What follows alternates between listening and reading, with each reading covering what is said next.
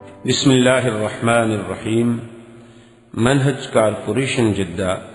برائے پروڈکشن و ڈسٹریبیوشن آپ حضرات کی خدمت میں قصص الانبیاء کا مبارک سلسلہ پیش کرنے کی سعادت حاصل کر رہا ہے۔ اب آپ اس مبارک سلسلے کا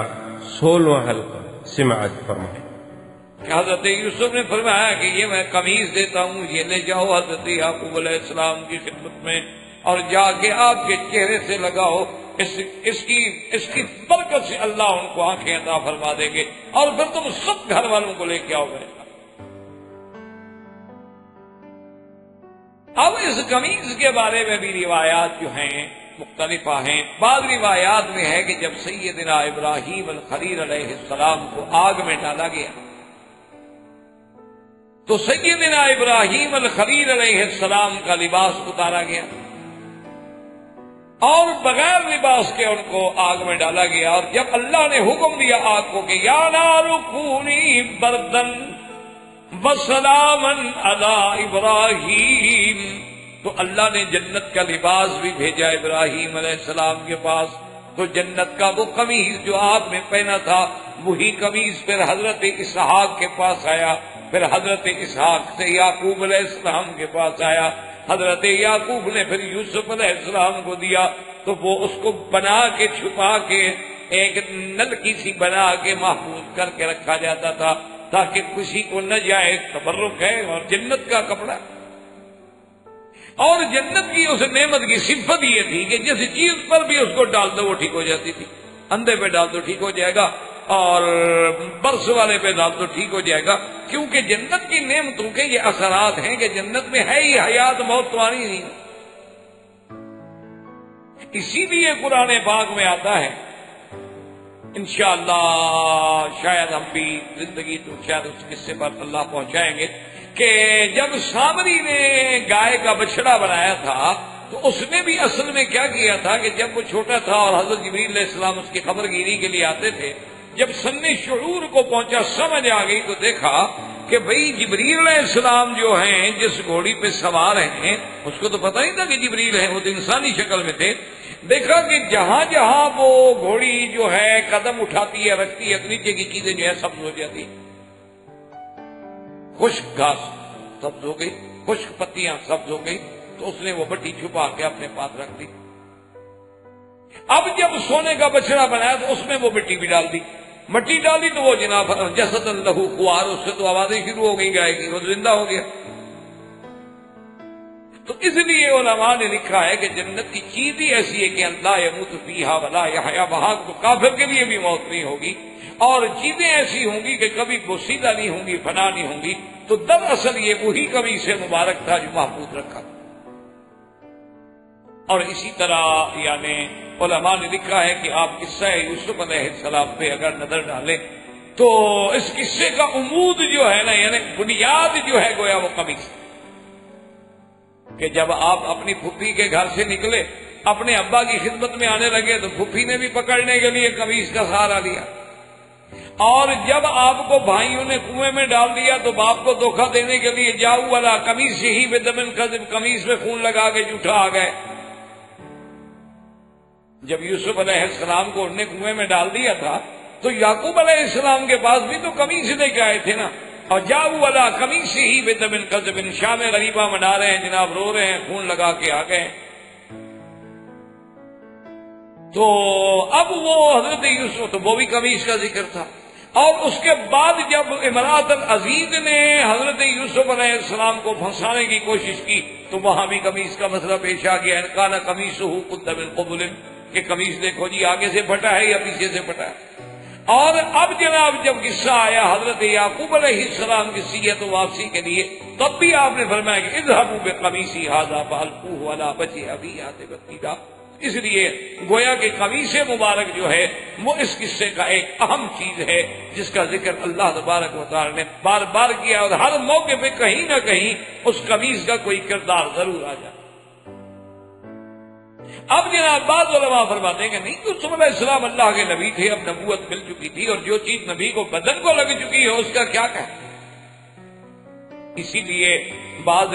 روایات میں یہ بات موجود ہے نا کہ حضرت انس فرماتے ہیں کہ حضور نے میرے ہاتھ رکھا تھا نا، تو جن جن بالوں پہ حضور کا ہاتھ آ گیا وہ 120 سال عمر گزر گئی، وہ سفید نہیں ہوئے، اسی طرح جوان رہے کہ حضور کے ہاتھ لگ گئے صلی اللہ علیہ وعلا آلہ واصحابہ وسلم تسلیما کثیرا کثیرا۔ تو اللہ کے نبی کی تو ایک شان ہے۔ اب وہ قمیص لے کے چلے،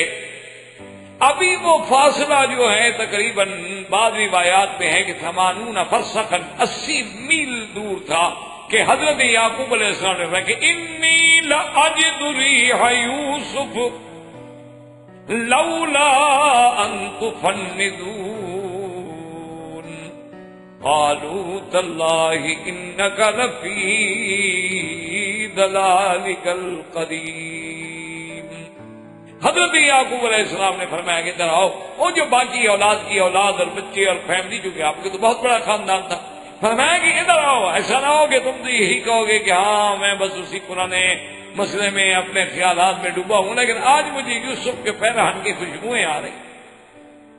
اس لیے علماء نے لکھا ہے کہ یہ سارے معاملے جو تھے اللہ کی شان ہے، اسی میں اللہ کی حکمتیں تھیں کہ یوسف علیہ السلام چند میل پہ کنویں میں موجود ہیں تو خوشبو نہیں آتی، یوسف علیہ السلام مصر کے بازار میں کھڑے ہیں تو خوشبو نہیں آتی، تخت پہ بیٹھ گئے تو خوشبو نہیں آتی، اب 80 میل دور ہیں تو خوشبوئیں آ رہی ہیں۔ تو یہ سب اللہ کی حکمتیں ہیں، جب اللہ چاہتے ہیں تو خبر فرما دیتے ہیں، اور جب اللہ نہیں چاہتے ہیں تو چیز سامنے موجود بھی ہو تو خبر نہیں ہو۔ اس لیے علماء نے لکھا ہے کہ علم غیب جو ہے اس کا مالک اللہ ہے۔ انبیاء علیہ السلام کو بطور معجزہ، اولیاء اللہ کو بطور کرامت و کشف، کبھی کبھی اللہ چاہتے ہیں تو علم عطا فرما دیتے، کھول دیتے، لیکن اگر نہ چاہیں، دیکھیں جیسے کہ یوسف علیہ السلام یعنی خود موجود ہیں کنویں میں، لیکن باپ کو خوشبو بدن کی بھی نہیں آئی، اور اب فرما رہے ہیں کہ مجھے خوشبو آ رہی ہے۔ تو جب سارے گھر والے اکٹھے، انہوں نے کہا ابا جان آپ تو بس اسی پرانے خیال میں بیٹھے ہیں، آپ کو تو ہر وقت بس ایک ہی خیال ہے اپنا یوسف علیہ السلام کا۔ ابا نے فرمایا اچھا ٹھیک ہے، ابھی تو میری بات نہ مانو، لیکن میں جو کہہ رہا ہوں اسے۔ فلما ان جاء البشیر والقاہ علی وجهه فارتد بصیرا قال الم اقل لكم انی اعلم من اللہ ما لا تعلمون۔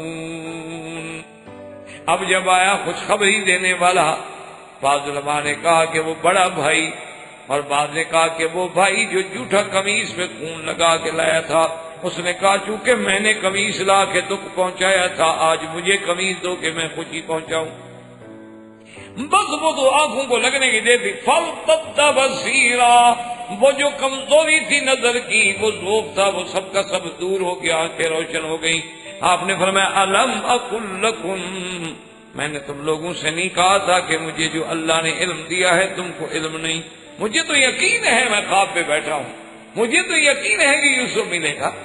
میں جو بھی کہہ رہا ہوں وہ اللہ تبارک و تعالیٰ نے مجھے اس کا علم عطا فرمایا ہے۔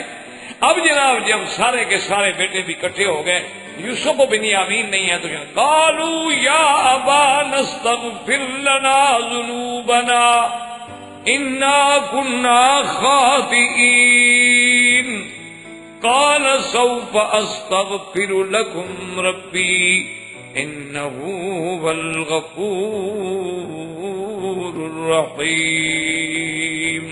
سب کہنے لگے کہ ابا جان مہربانی کر، ابا جان اب ہمارے لیے آپ بھی معاف کریں اور اللہ سے بھی ہمارے گناہوں کی معافی مانگیں، ہم اپنے گناہوں کا اقرار کرتے ہیں، ہم نے واقعی زیادتی کی، یوسف علیہ السلام کے ساتھ بھی، آپ کے ساتھ بھی، بنیامین کے ساتھ بھی، اب مہربانی کریں آپ خطا کا اقرار کرتے ہیں۔ حضرت یعقوب علیہ السلام نے فرمایا سوف استغفر لکم ربی انہ هو الغفور الرحیم۔ آپ نے فرمایا صبر کرو، بہت جلدی وقت آ رہا ہے، میں تمہارے لیے اللہ سے معافی مانگوں گا، اور میرا اللہ بخشنے والے ہیں اور مہربان ہیں۔ اب علماء فرماتے ہیں کہ یہ بہرحال قرآن میں قصہ یوسف میں ایک سمجھنے والی بات ہے کہ جب یوسف علیہ السلام کو انہوں نے کہا کہ ہمارے لیے معافی مانگو، تو فوراً کہہ دیا یغفر اللہ لکم، اللہ تمہیں معاف کرے۔ لیکن جب ابا سے کہا کہ مہربانی کر کے ہمارے لیے معافی مانگے، ہم خطاؤں کا اقرار کرتے ہیں، انہوں نے فوراً نہیں مانگی، انہوں نے کہا اب مانگوں گا لیکن صبر۔ تو انہوں نے کہا اس کی کیا وجہ تھی کہ بھئی حالانکہ شفقت تو اور برداشت اور شفقت اور رحمت اور رافت جو ہے وہ تو سب سے زیادہ یعقوب علیہ السلام میں تھی، لیکن یوسف علیہ السلام نے تو فوراً دعا کر دی۔ لیکن ابا کہتے ہیں کہ نہیں، ابھی میں دعا نہیں کرتا، سوف استغفر لکم ربی، میں اپنے رب سے تمہارے لیے بخشش مانگوں گا۔ اس کی وجوہات علماء نے لکھی ہیں کہ اصل میں یعقوب علیہ السلام کا منشا یہ تھا کہ جب سحر کا وقت ہوگا یعنی تہجد کا وقت ہوگا، رات کا آخری حصہ ہوگا، تو اس وقت میں اپنے بھائیوں کے اپنے بیٹوں کے لیے معافی مانگوں گا کہ کوئی چھوٹا موٹا جرم تو ہے نہیں، اللہ کے نبی کو ستانا، ایک اللہ کے پیغمبر کو کنویں میں ڈالنا، اللہ کے پیغمبر کو جا کے کھوٹے پیسوں میں بیچ دینا، پھر خون جھوٹا لگا کے اللہ کے نبی کے سامنے آگے جھوٹ بولنا، یہ ساری باتیں کو معمولی تو تھی نہیں۔ اس لیے انہوں نے کہا کہ میں تمہارے لیے اپنے اللہ سے بخشش مانگوں گا۔ تو مفسرین کرام فرماتے ہیں کہ آپ کا منشا مبارک یہ تھا کہ میں وقت سحر مانگوں گا، کیونکہ وقت سحر ایسا ہوتا ہے کہ ینزل ربنا تبارک و تعالی، اللہ عرش معلی سے آسمان دنیا پہ تشریف لاتی ہیں اور رضا فرماتی ہیں کہ حل من سائل، ہے کوئی مانگنے والا مجھ سے مانگے۔ وہ ایک ایسی گھڑی ہوتی ہے، ایسا وقت ہوتا ہے کہ اللہ کی رحمت جوش میں۔ اسی لیے ایک صحیح روایت میں ہے کہ حضرت عبداللہ ابن مسعود رضی اللہ تعالیٰ عنہ بیٹھے ہوئے تہجد پڑھ کے جب بیٹھے تو کہنے لگے مولا تو نے حکم دیا کہ میری عبادت کرو، ہم نے تیری عبادت کی، تو نے حکم دیا میری اطاعت کرو، ہم نے تیری اطاعت کی، اب عبادت بھی کر دی، اطاعت بھی کر دی، اور یہ سحر کا وقت ہے، یہ سحر کا وقت ہے، تیرا وعدہ ہے کہ میں معاف کرتا ہوں، پھر ہماری دعائیں بھی منظور فرما۔ اسی لیے قرآن کہتا ہے کہ مومنون کی صفت کیا ہے کہ والمستغفرین بالاسحار، کہ جو سحر کے وقت میں اپنے اللہ سے معافی مانگے، سحر کے وقت میں، تہجد کے وقت میں، یعنی سدس الاخیر میں، یعنی اگر رات جو ہے نا جی 12 گھنٹے کی ہے، 10 گھنٹے کی، 8 گھنٹے کی، اس کو 6 حصے میں تقسیم کر دیں، جو آخری حصہ ہے وہی آپ سب سے زیادہ اللہ کی رحمت کا اور استجابت کا اور مستجاب ہونے کا سب سے بڑا وقت ہے۔ اس لیے علماء کہتے ہیں کہ حضرت یعقوب علیہ السلام نے فرمایا کہ سوف استغفر لکم ربی، میں تمہارے لیے مانگوں گا لیکن صبر۔ اور بعض علماء نے اس کا ایک اور وجہ لکھی، انہوں نے کہا بات یہ ہے کہ جب یوسف علیہ السلام سے انہوں نے کہا کہ بھئی ہمارے گناہ معاف کر دو، تو یوسف علیہ السلام نے معاف کر دی، ان کا تو ذاتی مسئلہ تھا، معاف کر سکتے، ان کو ستایا گیا تھا، تو جس کو تکلیف پہنچائی جائے اس کو تو معاف کرنے کا اختیار۔ لیکن جب انہوں نے یعقوب علیہ السلام سے کہا تو یعقوب علیہ السلام کو تو ابھی پتہ نہیں ہے کہ یوسف نے معاف بھی کیا ہے کہ نہیں کیا، بنیامین نے بھی ان کو معاف کیا ہے کہ نہیں کیا، اس لیے انہوں نے کہا کہ میں بخشش مانگوں گا، پہلے میں تسلی تو کر لوں کہ جن کے تم مجرم ہو انہوں نے معاف کیا ہے کہ نہیں کیا۔ اس لیے حضرت یعقوب علیہ السلام نے فرمایا کہ سوف استغفر لکم ربی، صبر کرو، انشاءاللہ آنے والے وقت میں تمہارے لیے بخشش مانگوں گا اور میرا مولا جو ہے بڑے مہربان۔ اچھا، اسی میں ایک اور بات جو ہے اس پر بھی علماء نے بڑی بڑی ابحاث لکھی ہیں کہ بھی یوسف علیہ السلام اب ساری بات بھی کھل گئی، اب تو کوئی راز نہیں رہا نا، اب تو بنیامین مل گیا، بھائی مل گئے، ان کو یوسف کا پتہ لگ گیا، تو خود قمیص تو بھجوا رہے ہیں لیکن خود کیوں نہیں گئے والد کو ملنے کے لیے؟ یعنی کہتے ہیں کہ قمیص باتونی بأہلکم اجمعین، تم سب کو لے کے آؤ۔ حالانکہ چاہیے تو یہ تھا، آخر بیٹے ہیں یوسف علیہ السلام، کہ جتنا بڑا شان بلند کیوں نہ ہو جائے، کہتے ہیں اچھا بھائی اب تو اللہ کی اجازت بھی ہوگی، اب تو ہم خود جاتے ہیں۔ تو حضرت یوسف علیہ السلام کا نہ جانا اور بھائیوں سے کہنا کہ واتونی بأہلکم اجمعین، تم لے کے آؤ۔ علماء کرام نے اس کے بڑے بڑے جوابات لکھے ہیں، لیکن آسان بات آپ یاد رکھ لیں کہ اصل منشاء حکم خدا بندی کسی طرح تھا کہ جیسے پہلے راز نہ کھولنے کا حکم تھا، اب بھی حکم یہ تھا کہ یوسف تم اپنے مقام پہ رہو، ہم نے یعقوب کو لانا ہے تمہاری طرف، کیونکہ خواب بھی تو یہی تھا نا کہ یوسف کی اتنی بڑی عظمت دکھائی گئی کہ ابا بھی سجدہ کرے، تو جب اس کو اتنا بڑے مرتبے پہ دکھانا ہے تو اللہ تبارک و تعالیٰ کا منشاء مبارک۔ اس کے مقابلے پہ حضرت موسیٰ علیہ السلام کے بارے میں جب پتہ لگ گیا نا کہ فرعون کے گھر میں ہیں اور دودھ نہیں پی رہے اور بہن بھاگتی ہوئی آ گئی اور اس نے کہا اما جان بالکل نہ گھبراؤ، بالکل ڈرنے کی بات نہیں، میرا بھائی محفوظ ہے، اور بلکہ باہر سارے آپ کے افسر کھڑے ہوئے ہیں آپ کو لینے کے لیے، آپ چلیں۔ اس نے کہا میں تو نہیں جاتا۔ کہا کیوں؟ اور دیکھا اللہ نے وعدہ کیا تھا کہ ہم موسیٰ کو تیری طرف لوٹائیں گے، یہ تھوڑا کہا تھا کہ مجھے موسیٰ کے پاس لے جائیں گے۔ انا رادوہ الیک، کہ ہم موسیٰ کو تیری طرف لوٹائیں گے، تو بس پھر خدا لوٹائے گا، میں تو نہیں جاتا۔ تو وہاں اور بات تھی اور یہاں جو ہے وہ اور بات ہے۔ تو اسی لیے اللہ تبارک و تعالی رحمت فرمائے کہ حالات کا یعنی ایک بڑا جبر ہوتا ہے۔ تو اصل سیدھی بات یہ یاد رکھیں کہ یہ بھی حکم خداوندی کا، ورنہ اللہ کا پیغمبر یوسف علیہ السلام ایسے کیسی بات کہتے۔ اب قرآن کہتا ہے کہ فلما دخلوا علی یوسف آوى إليه أبويه وقال ادخلوا مصر إن شاء الله آمنين ورفع أبويه على العرش وخروا له سجدا وقال يا أبت هذا تأويل رؤياي من قبل قد جعلها ربي حقا وقد أحسن بي إذ أخرجني من السجن وجاء بكم من البدو من بعد أن نزغ الشيطان بيني وبين إخوتي إن ربي لطيف لما يشاء إنه هو العليم الحكيم۔ حضرت یوسف علیہ السلام باہر آ گئے استقبال کے لیے پورے لاؤ لشکر کے ساتھ۔ اچھا بعض روایات میں آئے گے جب اتنا بڑا لشکر دیکھا تو یعقوب علیہ السلام بیٹے سے کہا یہ تو جنود فرعون، یہ کون؟ یہ تو جنود فرعون لگتا ہے، فرعون کا کوئی لشکر ہے؟ انہوں نے کہا نہیں فرعون کا لشکر نہیں ہے، تو تیرے بیٹے کا لشکر ہے، اب تو مصر میں بادشاہ ہے یوسف۔ اب یوسف علیہ السلام آئے تو عزت و اکرام کے ساتھ لے گئے، ورفع ابویہ علی العرش، ان کو بٹھایا اور جناب خروا لہ سجدا، حضرت یوسف عرش پہ بیٹھے اور والدین جو تھے، صحیح بات یہ ہے قرآن کہتے ہیں ابوئی، بعض کہتی ہیں کہ ماں فوت ہو گئی تھی، خالہ تھی، اور خالہ بھی ماں کے درجے میں ہے، لیکن اصل بات وہی ہے جو قرآن کہتا ہے۔ جب قرآن کہتے ہیں ابوئی ہے تو ابوئی۔ اس کے بعد جناب وہ سجدے میں آئے، وخروا لہ سجدا۔ اچھا بعض علماء کہتے ہیں کہ نہیں، وخروا لہ،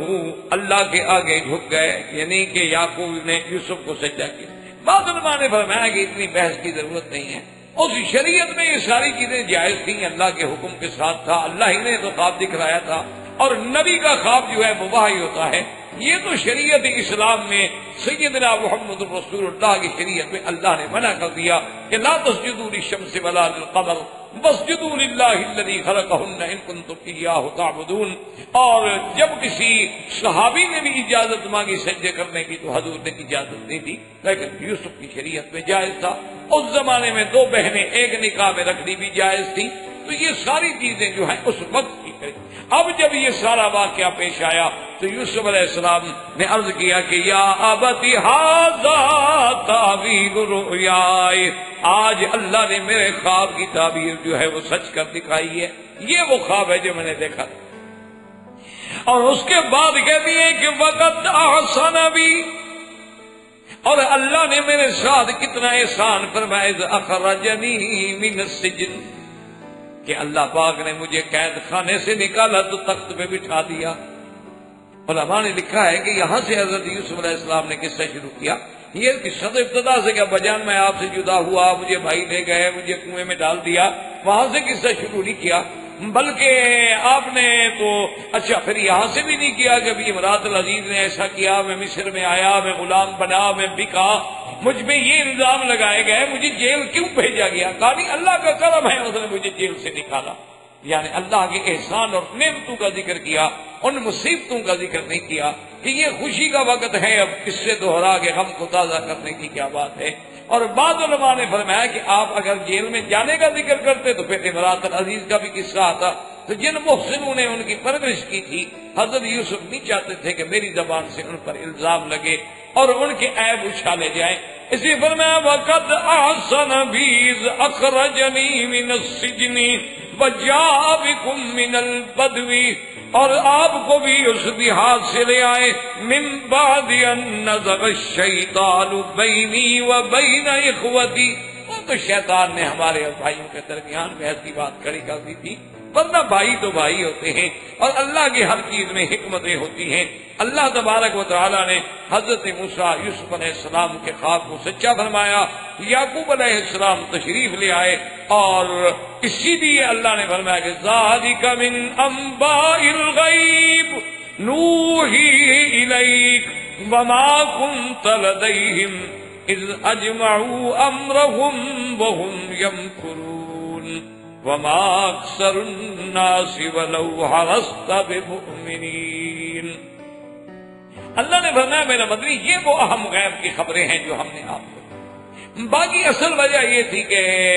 علماء نے لکھا ہے کہ قریش نے خود سوال کیا تھا کہ سیدنا محمد رسول اللہ صلی اللہ علیہ وسلم آپ اگر اللہ کے نبی ہیں تو ہمیں بتلائیں گے یوسف کا قصہ، انہوں نے یہ خود بتایا۔ تو جب حضور صلی اللہ علیہ وسلم نے وہ سارا قصہ مبارک ذکر کر دیا اور اتنی تفصیل کے ساتھ، تو اللہ تبارک و تعالیٰ کے نبی نے فرمایا کہ اب تو میں نے سارا واقعہ تمہیں بیان کر دیا، ابھی مان لے آؤ، لیکن وہ پھر بھی ایمان کرے۔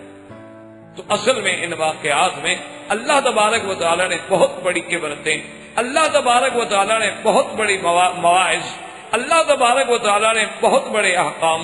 اور اس کے اندر جو سب سے بڑی چیز ہے وہ ہے تسلی قلب رسول اللہ صلی اللہ علیہ وسلم، کہ حضور کے دل کے لیے تسلی مبارک ہے میرا بدنی آپ نہ گھبرائیں، آپ کے ساتھ جو زیادتی ہو رہی ہے آپ دیکھیں کہ یوسف کے ساتھ کیا، اور آپ اس فکر میں ہیں کہ میرے رشتہ دار ہیں، میرے قریبی لوگ ہیں، اور اس کے باوجود زیادتی کر رہے ہیں، میرا مدنی آپ کے تو چلو چاچا ہیں، چاچے کے بیٹے ہیں، وہ تو باپ کے بیٹے ہیں جنہوں نے یوسف علیہ السلام کے ساتھ یہ کیا۔ یعنی آپ اندازہ فرمائیں کہ آپ کے ساتھ تو چلو ابو جہل کر رہا ہے، عتبہ عتیبہ کر رہے ہیں، آپ کے ساتھ تو ابی لہب کر رہا ہے، ولید بن المغیرہ کر رہا ہے، شیبہ کر رہا ہے، لیکن وہ تو حضرت یعقوب کے بیٹے ہیں، یوسف علیہ السلام کے بھائی ہیں، انہوں نے کیا کیا یوسف علیہ السلام؟ اور اسی طرح اللہ تبارک و تعالیٰ نے اپنے پاک نبی علیہ السلام کو ہدایت و تسلی کے لیے فرمایا کہ دیکھیں اگر آپ کو شیب ابی طالب کے علاقے میں کچھ عرصے کے لیے گویا کہ محصور رہنا پڑا ہے، ذرا نظر تو ڈالو کہ یوسف جیسا نازک و حسین جیل کی زندگی میں اکیلا بیٹھا ہوا، اس نے بھی تو جیلیں کاٹی، اور ساتھ یہ بھی بتلایا کہ یوسف علیہ السلام جس کو کنویں میں ڈالا گیا، جس کو جیلوں میں ڈالا گیا، ہم نے کیسے اوپر بٹھایا۔ میرے وطنی آپ بھی غم نہ کریں، یہ آپ کو کتنی تکلیفیں پہنچائیں، لیکن ہم بھی آپ کو معراج پہ اور سرزمین مکہ میں جس طرح یوسف کے عرش پہ پہنچایا تھا، اسی طرح آپ کو بھی عرش کو اللہ پہ لائیں گے، آپ کو ہم غالب کریں گے، آپ کے دین کو پورے ادیان پہ ہم نصرت دیں گے۔ اور جس طرح یوسف کے بھائی ملزم بن کے یوسف کے سامنے کھڑے تھے، ایک وقت آئے گا کہ قریش ملزم بن کے محمد مدنی تیری دربار میں کھڑے، آپ فکر نہ کریں۔ اس لیے اللہ تبارک و تعالیٰ نے قرآن مقدس کے ان واقعات مبارکہ میں انبیاء علیہ السلام کے قصص مبارکہ میں مواعظ ہوتے ہیں، عبر ہوتے ہیں، حکمتیں ہوتی ہیں اور تسلی ہوتی ہے اللہ کے نبی کے لیے، مومنین کے لیے، کلمے پڑھنے والوں کے لیے۔ تم کیا گھبراتے ہو جب نبیوں پہ ایسے مراحل گزرے تو آپ کیا، آپ یا ہماری پھر حیثیت کیا؟ اگر انبیاء علیہ السلام پہ یہ تکلیفیں آئیں، اگر اللہ کے پیغمبروں پر ایسی کھٹن منازل آئیں، اگر انہیں جیل کی صعوبتوں سے گزرنا پڑا، اگر انہیں اپنے بھائیوں کے ہاتھوں کنویں میں قید ہونا پڑا تو تم کیوں غم؟ اس لیے اللہ تبارک و تعالیٰ نے ایسے قصص بیان فرمائے، اور سب سے عظیم قصہ، مفصل قصہ اور من اول ہی الی آخر ہی حضرت یوسف علیہ السلام کا تھا۔ اللہ آپ کو بھی اور مجھے بھی اس کے پڑھنے، سمجھنے اور اس پہ عمل کرنے کی توفیق عطا فرمائیں۔ وما علینا الا البلاغ وآخر دعوانا ان الحمد للہ رب العالمین۔ برادران اسلام، واجب الاحترام بزرگوں، دوستوں، بھائیوں، عزیز نوجوان، قصص الانبیاء علیہم الصلاۃ والسلام کے دروس کے سلسلے میں آج ہم سیدنا ایوب علیہ السلام اور ان کے ساتھ ذوالکفل علیہ السلام کے بارے میں کچھ پڑھیں گے۔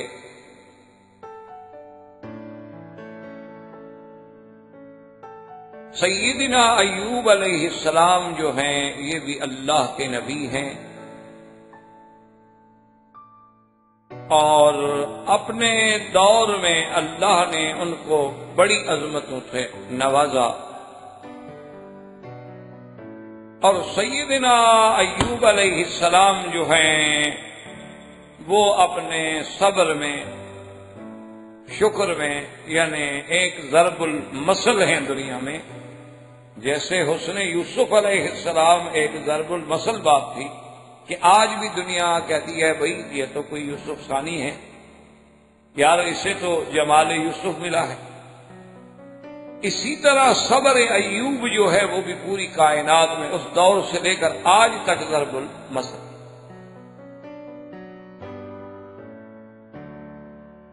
سیدنا ایوب علیہ السلام کے بارے میں کتابوں میں بے انتہا اختلافات ہیں۔ بعض انہیں رومی مانتے ہیں، بعض انہیں عربی النسل مانتے ہیں، بعض انہیں بنو اسرائیل سے مانتے ہیں، یعنی حتیٰ کہ کتب سابقہ میں بھی اس موضوع پہ بے حد اختلاف ہے، حتیٰ کہ بعض لوگ تو اس حد پر بھی چلے گئے کہ ایوب علیہ السلام نام کا کوئی نبی گزرا ہی نہیں۔ اسی لیے پھر علامہ رحمت اللہ کیرانوی رحمت اللہ علیہ، جو اپنے دور کے ایک بہت بڑے عظیم عالم، متبحر علوم شرعیہ اور عیسائیت کے رد پہ جو اپنے دور میں ایک سند اتھارٹی تھے، اور جن کی کتاب اظہار الحق ایک بہت عظیم اور علمی اور تاریخی اور فکری کتاب ہے۔ اب تو ماشاءاللہ اس کے اردو اور انگریزی اور فرانسیسی ہر زبان میں بھی تقریباً تراجم آ چکے ہیں۔ آپ نے شاید کبھی دیدات کے پروگرام دیکھے ہوں، جو ہیں جنوبی افریقہ سے، جن کا تعلق، اب تو بیچارے مریض ہیں، صاحب فراش ہیں، عیسائیت میں ان کے شاید آپ نے کبھی پروگرام ویڈیو پہ اس طرح انداز سے دیکھے ہوں، تو آپ یہ اندازہ کریں کہ یہ دیدات صاحب جو ہیں یہ صرف اسی کتاب کو پڑھ کے ہی اتنا بنے، اس کا کتنا بڑا علم ہوگا۔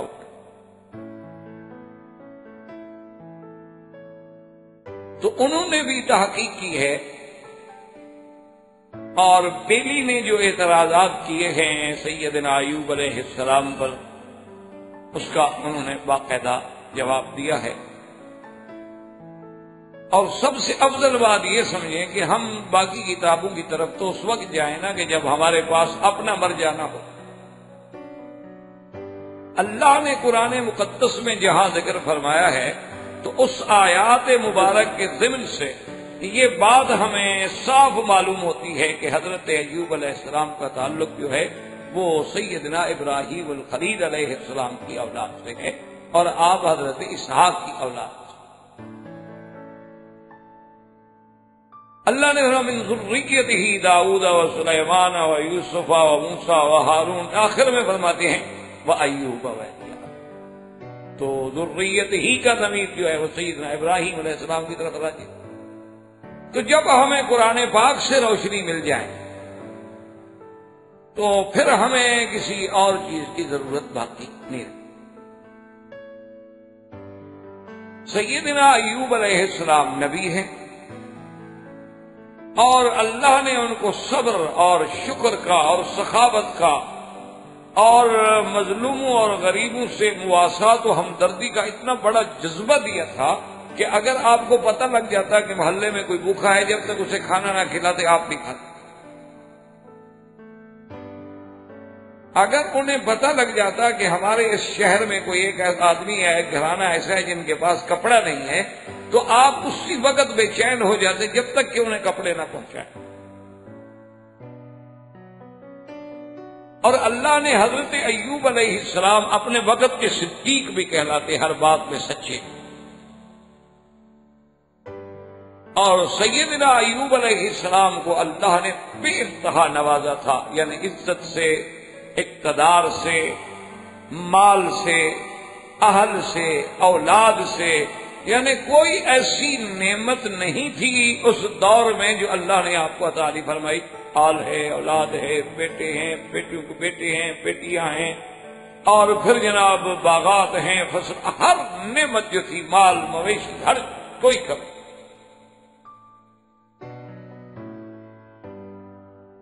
ان تمام نعمتوں کے بعد اللہ تبارک و تعالیٰ کے امتحان میں آ گئے، کیونکہ یہ قاعدہ ہے کہ جتنی شان بڑی ہوتی ہے نا اتنے امتحان بھی بڑے ہوتے ہیں۔ ویسے بھی ایک یعنی فطری بات ہے کہ آپ اگر کسی پرائمری کے طالب علم سے سوال پوچھیں گے تو اس کی حیثیت کا ہی پوچھیں گے نا، لیکن جب آپ کسی پی ایچ ڈی، کسی اسکالر کے سامنے بات رکھیں گے تو اس کے پیمانے کی بات رکھیں گے۔ تو اللہ کا بھی یہ نظام ہے کہ جب وہ کسی کو، حتیٰ کے بعد روایات میں یہ بھی آتا ہے کہ جو بندہ دین میں جتنا مضبوط ہوتا ہے اتنا اس پہ زیادہ مصیبتیں آ جاتی ہیں، اسی پر پریشانی آ جاتی ہے۔ اور جو بندے دین سے نعوذ باللہ دور ہوتے ہیں وہ الٹا محفوظ ہوتے ہیں، ان پر کوئی دنیا میں ابتلا آتے ہی نہیں، بڑے خوش، سب ٹھیک۔ یہ اللہ کا نظام ہے۔ اس کی وجہ یہ ہے کہ اللہ اپنے بندوں کو اس حال میں موت دینا چاہتے ہیں کہ اس پر کوئی گناہ ہے، کوئی خطا ہے تو یہی کفارہ ہو جائے، تکلیف دے دیں، بیماری دے دیں، پریشانی دے دیں، تاکہ جب میری دربار میں آئے تو نقی اور صاف ہو گیا۔ اور جو بندے اللہ سے دور ہیں ان کی اللہ کو کوئی ضرورت نہیں، پاک کرنے کی کیا ضرورت ہے۔ آپ اپنے گھر میں دیکھ لیں، اگر ایک ایسا کپڑا ہو جس کی قیمت نہ ہو اور میلا ہو چکا ہو تو آپ اگر گھر والوں سے کہیں تو لوگ کہتے چھوڑے جی اب اس کو کیا دھونا ہے، پر اس میں کیا باقی رہ گیا کہ اس کو دھوئیں، پھینک دیتے ہیں، ختم۔ لیکن اگر آپ کے کسی قیمتی کپڑے پہ داغ لگ جائے تو آپ کہتے ہیں ٹھہرے اس کو تو میں ڈرائی کلین پہ لے جاؤں گا، ایسا نہ ہو کہ آپ کے دھلنے سے اور خراب ہو جائے کپڑا، اس کو تو ہم پیٹرول سے دھلوائیں گے، اس کو تو ہم جناب گیس سے دھلوائیں گے، اس کو تو ہم یہ کریں گے، اس یہ اتنا قیمتی کپڑا ہے ضائع نہ ہو جائے، آپ اس کو نہیں دھونا۔ تو اللہ کے ہاں بھی جو قیمتی لوگ ہوتے ہیں ان کو رگڑا لگتا ہے، اللہ کے ہاں بھی جو لوگ اس کے محبوب ہوتے ہیں، پیارے ہوتے ہیں، اسی کو آزماتے ہیں۔ غیر متعلق آدمی کو کون آزماتا ہے؟ اس لیے اللہ تبارک و تعالیٰ کے بندوں پہ بڑے بڑے امتحان۔ آج کل بھی ایک پیر ہیں کراچی میں، اور میں ان کو جانتا بھی ہوں، تو اس کا جناب پیری عجیب ہے۔ وہ جو بندہ اس کے پاس مرید ہونے کے لیے جاتا ہے، کیونکہ اس کا بہت بڑا مقصد ہے کہ ایک نظم ہے، ایک نیٹ ورک ہے، لوگ ہیں آگے اس کی باتوں کو پہنچانے والے، اس کی طرف لوگوں کو راغب کرنے والے، پھر وہ رسائل میں، اخبارات میں بڑا کچھ لکھتا ہے اور بڑی عجیب عجیب باتیں ہوتی ہیں بہرحال۔ تو وہاں باقاعدہ ہال ہیں، وہاں اندھیرا کر کے پھر عجیب عجیب عبادات مختلف طریقوں سے کرائی جاتی ہیں، بڑا یعنی اس نے ایک سلسلہ اپنا بنایا ہوا ہے۔ تو اس کے پاس جب لوگ جاتے ہیں، اس کے پاس متاثر ہوتے ہیں، اور وہ علم نجوم کا بادشاہ ہے، اس لیے وہ عام آدمی تو اس کی ایک مجلسی برداشت نہیں کر سکتا، وہ سمجھتا ہے کہ صاحب تو بہت پہنچے ہوئے، اس کو تو بس آپ نام بتا دیں وہ ایک سیکنڈ میں آپ کی ہسٹری نکال کے رکھ دیں۔ تو اس کے پاس جو لوگ بیعت ہونے کے لیے جاتے ہیں نا، پہلی بات یہی کرتے ہو، کہتے ہیں دیکھو بات سنو، کوئی نماز شماز آئندہ پڑھنے کی ضرورت نہیں، بس کبھی جبھی موقع شوقع مل جائے تو پڑھ لیا کرو، کوئی ایسی پابندی شبندی کی ضرورت نہیں ہے۔ اور یہ کیا تم نے یار سلوار قمیص اور یہ چادر لنگی پرانے کپڑے سوٹ شوٹ پہنو ٹھیک ٹھاک، داڑھی ہو تو یار یہ کیا تم نے کیا، شیو کراؤ، میرا وزیر بننا ہے تو میری بات پہ چلنا ہے۔ اچھا، اور لوگ جو ہیں جناب وہ کہتے ہیں ہم بڑی پریشانی میں جاتے ہیں، اس کے کہنے پہ چلتے ہیں، 8-10 دن میں ہماری پریشانی ختم ہو جاتی، کیونکہ جب ایمان ہی نہ رہا تو پریشانیاں تو خود بخود ختم ہو جانی ہیں۔ جب وہ اسلام سے دور کر دیتا ہے امتحان ختم ہو جاتا ہے۔ امتحان تو ہو اس وقت تک رہا تھا جب ہم اللہ کے بننا چاہ رہے، جب ہم نے اللہ سے اپنا ناطہ ہی توڑ لیا تو جائے جہنم میں کئی دفعہ ہمیں کیا ضرورت ہے اس کو پاک صاف کرنے کی۔ لوگ سمجھتے ہیں ہمارا کام ہو گیا، مرشد نے ہمارا مسئلہ حل کر دیا۔ تو اس لیے ہمیشہ یاد رکھیں کہ جتنا ذات اور شان بڑی ہوتی ہے امتحان بڑے ہوتے ہیں۔ اب اس میں مختلف روایات، ایک روایت تو یہ نقل کی گئی ہے کتب متقدمہ سے کہ ابلیس لعین نے اللہ تبارک و تعالیٰ سے درخواست کی کہ مولا یہ آپ کا بندہ ہے ایوب علیہ السلام، بڑا شکر گزار، بڑا عابد، بڑا زاہد، یہ آپ کا شکر کیوں نہ کرے؟ آپ نے اس کو عزت دی، اقتدار دیا، دولت دی، بچے دیے، بیٹے بیٹیاں دی، مال دیا ہے، کون سی نعمت ہے جو اس کے پاس نہیں ہے؟ اس کے بعد اگر یہ آپ کا شکر کر رہا ہے تو کوئی کمال ہے؟ شکر تو تب ہو اس سے سب کو چھین لو میں دیکھوں پھر آپ کو یاد بھی کرتا ہے۔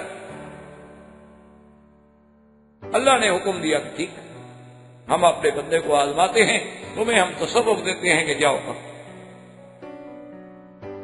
تو اس نے جناب سب سے پہلے تو یہ کیا کہ حضرت کا جو مال تھا نا جی اس کو آگے تباہ کر دیا، اور ایک انسانی شکل میں، ایک عام بندے کی شکل میں اطلاع بھی دے دی کہ حضرت آپ کا جتنے مال، مویشی، گھوڑے، بکرے، خیل، بغال، سب کے سب جل گئے۔ تو حضرت ایوب علیہ السلام نے فوراً کہا کہ الحمدللہ، اللہ تیرا شکر ہے، تو نے یہ نعمتیں مجھے دی تھی، اور اگر تو نے مجھ سے چھین لی ہیں تو تیری اسی میں حکمت ہے کہ جتنا ٹائم میں ان جانوروں کا مال کی خبر گیری میں لگاتا تھا اتنا اور تیری یاد کروں گا۔ چلو الحمدللہ ایک کام سے تو فارغ ہو گیا۔ اب اس نے جناب دوبارہ یہ حملہ کیا کہ آپ کا پورا اہل و عیال جو تھا وہ ایک مکان میں بیٹھے تھے اور ایک پارٹی تھی، دعوت تھی، کھانے پہ سب کٹھے تھے، اس نے اوپر سے چھت گرائی، سارے کے سارے بیوی بچے عیال ایک دم ایک منٹ میں ختم۔ اور یہ کوئی معمولی حادثہ تو نہیں ہوتا کہ ایک انسان کے گھر کے تمام افراد جو ہیں وہ ایک ہی حادثے میں، ایک ہی وقت میں اور ایک ہی منٹ میں سب کے سب ختم ہو جائیں۔ یا ہنستے ہوئے آپ دیکھ رہے ہیں لاشیں اٹھا کے آ رہے ہیں۔ حضرت ایوب علیہ السلام کو جب اطلاع ملی تو آپ نے کہا انا للہ و انا الیہ راجعون، الحمدللہ، اللہ اس میں بھی تیری حکمتیں ہیں، شاید میرا وقت جو گھر کی یاد میں اور بچوں کی یاد میں گزرتا تھا وہ اب تیری یاد میں گزرے گا، الحمدللہ ہم اور تیرا ذکر بڑھا دیں۔ ابلیس لعین اب تو بڑا پریشان ہو، اس نے کہا یہ بندہ اللہ کا تو کسی طرح بھی قابو نہیں آ رہا، اس کو اللہ نے اتنی نعمتیں دی، تو اندیشہ تھا کہ اس آرام میں، دولت میں، اقتدار میں آ کے خدا کو بھول جائے گا، وہاں بھی نہیں بھولا۔ پھر ہم نے آزمائش کے لیے اولاد ختم، مال ختم، بیٹے بیٹیاں ختم، لیکن پھر بھی وہ کہتا ہے الحمدللہ اس نے تو مجھے برباد کر دیا، یہ تو میرے قابو میں نہیں آ رہا۔ تو اس نے درخواست کی کہ اللہ تبارک و تعالیٰ مجھے حضرت ایوب علیہ السلام کے بدن پر بھی تسلط دے، کہ اب اس کے مال پہ تو آزمائش آ چکی ہے، اب باقی تو آپ کی جان مبارک ہے۔ تو اللہ تبارک و تعالیٰ کی اجازت سے ان کو یہ اجازت بھی دی، اور شیطان نے آ کے ایسا تصرف کیا کہ آپ کے بدن پہ ایسی کوئی پھونک ماری کہ پورے بدن جو تھا وہ پھوڑوں سے اور زخموں سے اور بھر خارش ہو گئی۔ اس کے بعد حتیٰ کے بعد کتب سابقہ میں یہ بھی ملتا ہے کہ الجدری جسے آپ چیچک کہتے ہیں کہ سب سے پہلے حضرت ایوب علیہ السلام کو یہ بیماری لاحق، یہ بھی کتابوں میں اب چونکہ سارے بدن پر وہ بیماری کے اثرات آ گئے تو اب محلے کے اور لوگوں کے دلوں میں جا کے شیطان نے وساوس ڈالے. اس نے کہا ایوب ایسی بیماری میں مبتلا ہے کہ وہ تو چھوت چھات والی بیماری ہے، دوسروں کو لگنے والی بیماری ہے. وہ تو جو ہوا چلے گی اور جہاں جہاں پہنچے گی تمہارے سب بیمار ہوتے چلے جائیں گے. نکال دیں ایوب علیہ السلام کو اپنے شہر سے. تو ایوب علیہ السلام کو شہر والوں نے آ کر اس بات پہ مجبور کر دیا. انہوں نے کہا کہ حضرت آپ کی وجہ سے ہمارے علاقے میں بیماری پھیلنے کا خدشہ ہے، تو آپ مہربانی کر کے شہر سے باہر چلے جائیں. حتیٰ کہ بعض کتابوں میں تو یہ ہے کہ شہر کے باہر جہاں کوڑا کرکٹ ایسی چیزیں یعنی غیر ضروری چیزیں ہوتی تھی وہی انہوں نے ان کو اجازت دی کہ جی یہ دور جگہ بھی ہے اور ٹیلا قسم کا بنا، اسی پہ آپ رہنا چاہتے تو رہنے، ورنہ اب آپ ہمارے شہر بنیے. آپ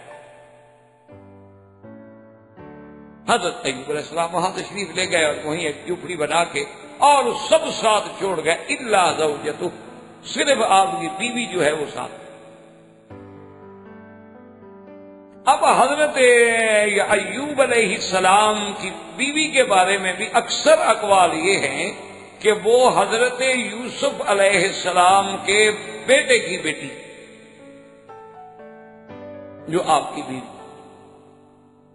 اور اس کے نام میں بھی اختلاف ہے. بعض کہتے ہیں کہ اس بیوی کا نام لیا تھا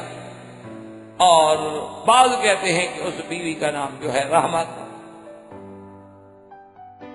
اور بعض روایات میں یہ بھی آیا ہے کہ جب زلیخا کے ساتھ امراۃ العزیز کے ساتھ حضرت یوسف علیہ السلام کی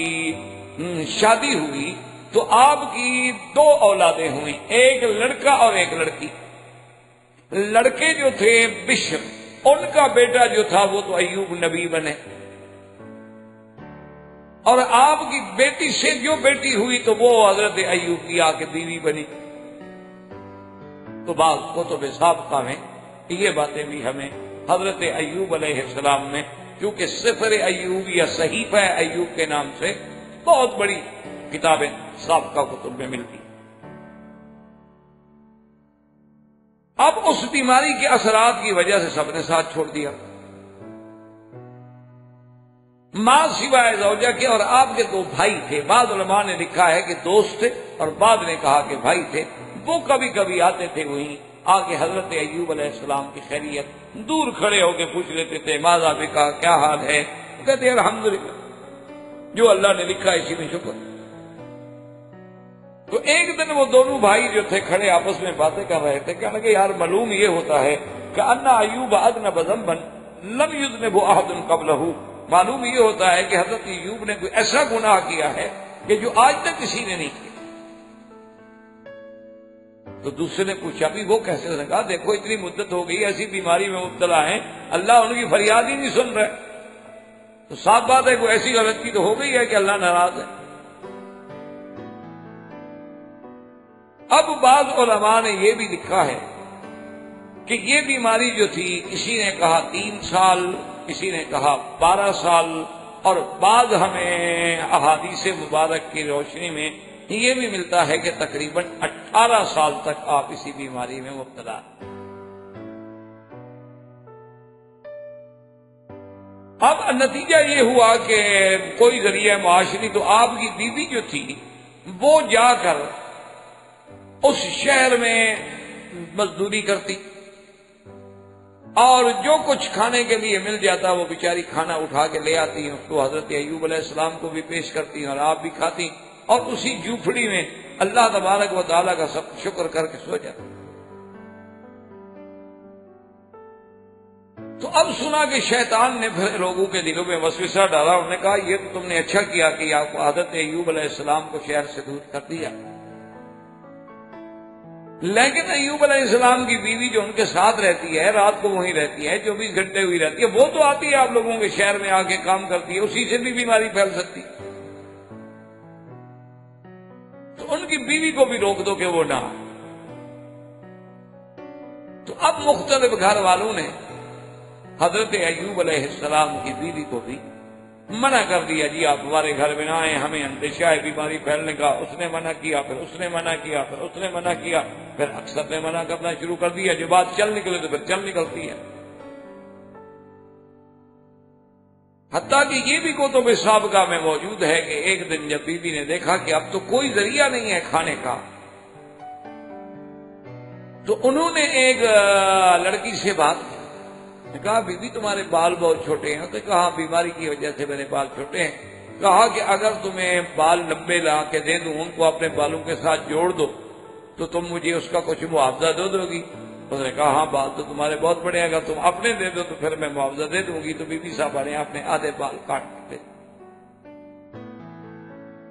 اور وہاں سے جو کچھ ملا پھر حضرت ایوب علیہ السلام کی خدمت میں گئی۔ اب دو روایات ہیں، ایک روایت تو یہ ہے کہ آپ کے بدن مبارک میں وہ جو آہستہ آہستہ خارش پڑی یا جدری یا چیچک پڑی تو اس میں بعض کیڑے بھی پیدا ہوئے۔ اب ان میں سے ایک آپ کی زبان کی طرف جب آیا تو حضرت ایوب رو پڑے، انہوں نے کہا کہ یا اللہ، میں جس تکلیف میں بھی تھا کم از کم میری زبان اور دل اور آنکھیں اور دماغ تو کام کر رہا تھا، آپ کا نام تو لے رہا، اب اگر میری زبان بھی مجروح ہو گئی تو میں تو آپ کے نام سے بھی رک گیا۔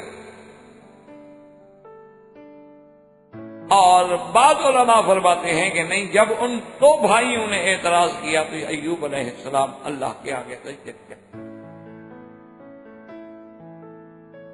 اور اسی اثناء میں ایک دن آپ کی بیوی جا رہی کہ شیطان نے ایک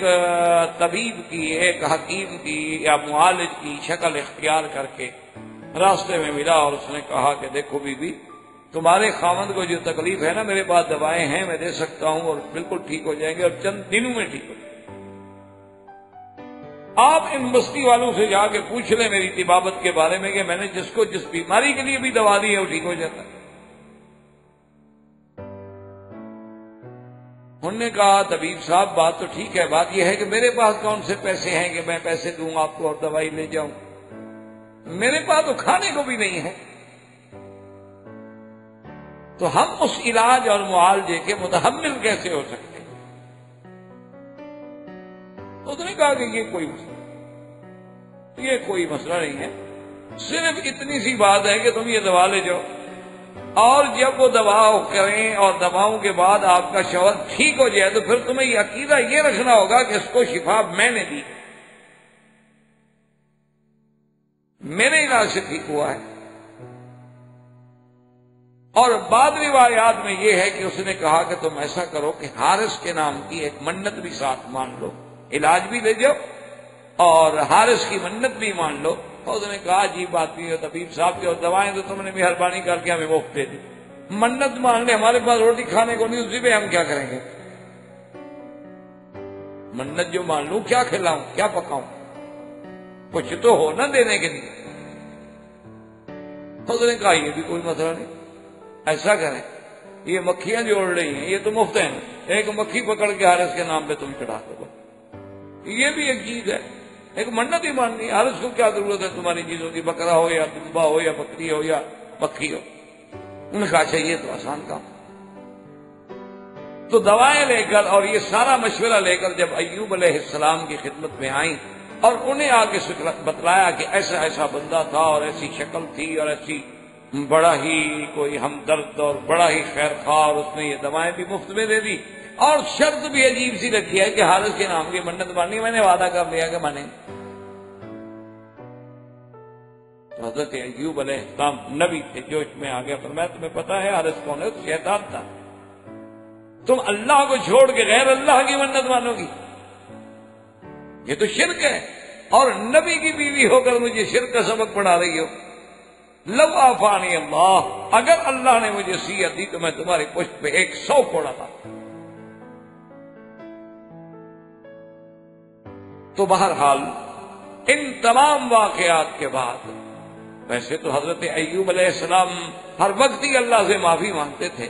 لیکن پھر طبیعت میں ایسا غم آیا، تضرع آئی، زاری آئی کہ آپ فوراً سجدے میں گرے، اسے کہا یا اللہ ما ارفع رأسی، یا اللہ اب تو میں سجدے سے سر اٹھاؤں گا نہیں، حتی یکشف بی غمن، جب تک کہ آپ میری یہ بیماری اب دور نہ فرما دیں۔ اب اس مقام پہ آ گیا کہ میرے گھر کے اندر بھی شیطان وساوس ڈال کے میری بیوی کو بھی شرک پر اکساتا ہے۔ اب حضرت ایوب علیہ السلام نے اللہ کے دربار میں رونا شروع کی، اور یہ قاعدہ ہے کہ جب یہ تو ٹھیک ہے کہ ہر چیز کا ایک وقت مقرر ہے، لیکن جب آدمی دل سے اللہ کے آگے روتا ہے اور رحمت کی گھڑی بھی نصیب ہو جائے تو پھر دیر نہیں لگتی مشکلات حل ہو۔ اسی لیے حضرت مالک بن دینار رحمت اللہ علیہ فرماتے تھے کہ بھائی میری تو دعا جو منظور ہو جاتی ہے اس کا بھی مجھے پتہ لگ جاتا ہے، اور جو منظور نہیں ہوتی اس کا بھی پتہ لگ جاتا ہے۔ تو ساتھیوں نے پوچھا کہ کیسے آپ کو پتہ لگ جاتا؟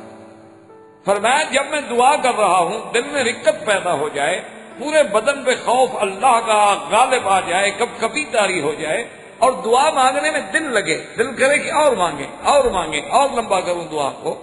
تو آنکھوں سے آنسو بہ رہے ہوں تو میں سمجھ جاتا ہوں کہ مولا راضی ہو گیا، میری دعا منظور ہو۔ اور اگر میں دعا مانگ رہا ہوں ان قلب لاہن، غافل دل کے ساتھ کہ دعا تو کچھ مانگ رہا ہوں، دل میں خیالات کدھر جا رہے ہیں، اور دعا میں کچھ کہہ رہا ہوں اور تصور کدھر جا رہا ہے، جیسے کہ کسی فارسی کے بزرگ نے کہا تھا کہ برزباں تسبیح و در دل گاؤ خر، کہ زبان پہ تو ہو سبحان اللہ، اور سجدے میں بندہ پڑا اور دل میں خیال ہو کہ میرے کھوتے کا کیا بنا، اس کو پانی کسی نے پلایا ہوگا کہ نہیں، وہ گائے کسی نے چرائی ہوگی، گھاس ڈالا ہوگا کہ نہیں۔ تو جب دل گائے اور اس کھوتے میں لگا ہوا ہے تو زبان کی تسبیح کا کیا فائدہ؟ اصل بات تو یہ ہے کہ جب زبان اور دل موافقت کرے پھر فریاد کر کے دیکھو، اور پھر مزہ بھی دیکھو، اور دیکھو دیر کتنی لگتی ہے کہ اللہ پھر کیسے بگڑی بناتے، کیونکہ ان کا تو فرمان ہے کہ امن یجیب المضطر اذا دعا ویکشف السوء، کون ہے جو مضطر کی فریاد کو؟ شرط یہ ہے کہ فریاد کرنے والا فریاد کرنا ہی تو جانتا ہو نا۔ اگر آپ کو عرضی لکھنا ہی نہ آئے تو کسی نے نوکری دے دینی، پہلے آپ عرضی لکھنا تو سیکھے نا۔ آپ نے نوکری لینی ہو ڈاکٹری کی اور عرضی میں لکھے کہ جناب یہاں مجھے جو ہے ہسپتال میں گاڑیوں کا انچارج لگا دیا جائے، تو مان لے کہیں گے جی بات ڈگری اس کے پاس ڈاکٹر کی ہے، کام مانگتا ہے ورک شاپ کا، اس کا مطلب ہے اس کا اپنا دماغ کام نہیں کر رہا، علاج کیا کرے گا؟ تو اسی لیے اللہ سے بھی مانگنے کے کچھ ڈھنگ ہے، اور اللہ سے بھی مانگنے کے لیے ہی وجہ ہوتی ہے کہ علماء اولیاء اللہ کے پاس جا کے یہی تربیت ہوتی ہے، ورنہ وہ سکھاتے تو اللہ سے مانگنا ہے، صرف وہ تربیت ہوتی ہے، بندے کو تھوڑا تربیت دیتے ہیں، مقام احسان تک تزکیہ ہوتا ہے کہ اس کا جیسے کہ حضرت لاہوری رحمت اللہ علیہ فرمایا کرتے تھے کہ بھائی اگر آج بھی عبادت میں لذت دیکھنی ہے، اثر دیکھنا ہے، قرآن پاک کے اندر وہ حلاوت محسوس کرنی ہے تو آ جاؤ فقیر کے پاس، آ جاؤ میرے پاس، لیکن شرط یہ ہے کہ میرے پاس رہو، کپڑا بھی وہ پہنو جو لنگر سے ملے گا، کھانا بھی وہ حلال کا کھاؤ جو لنگر سے ملے گا، اور میں جو کہوں وہ بھی کرو، اور اس کے بعد دیکھو کہ عبادت میں لذت ہے کہ نہیں۔ تو لباس ہمارا حرام کا ہوتا ہے، کھانا اندر حرام کا پڑا ہوا ہے، ہم کتنی جناب فصاحت و بلاغت سے سبحان ربی الاعلی کہیں گے تو کیا ہو جائے گا؟